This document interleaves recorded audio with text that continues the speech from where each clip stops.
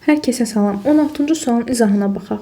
Hansı çevrilmə zamanı D orbitalında olan elektronların sayı bir vahid azalır? Biz hər biri üçün elektron konfigurasiyasını ayrıca yazaq. Misin sıra nömrəsi 29-dur. Mis olub, mis 2 müsbət ion halına keçib neytral halda.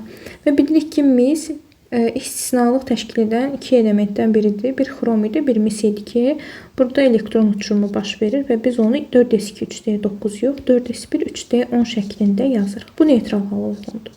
Daha sonra isə biz görürük ki, bunun yükü müsbət 2 olub. Yəni 2 elektron əksildəcəyik.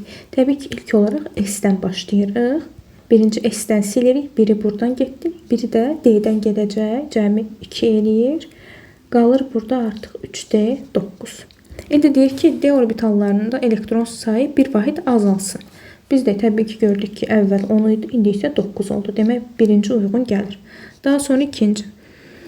Dəmir. Neytral halda 26 keçib dəmir 3 müsbətə.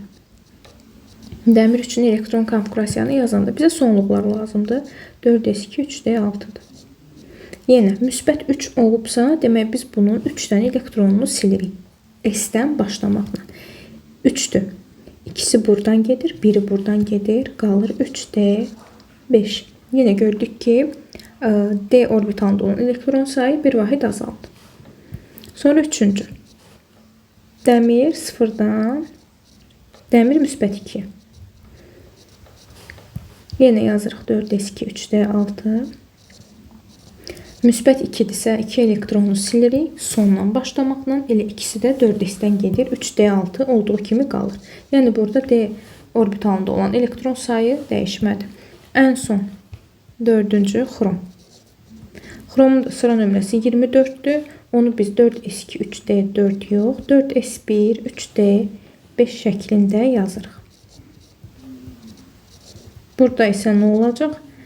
3 müsbət deyirsə, yəni S-dən başlamaqla birini buradan silirik, ikisini də buradan qaldı 3d3. Burada artıq D orbitalında olan elektron sayı əvvəl 5 idi, indi isə 3 olub, yəni 2 vahid azalıb. Ona görə uyğun gələnlər 1 və 2 olacaq D variantı.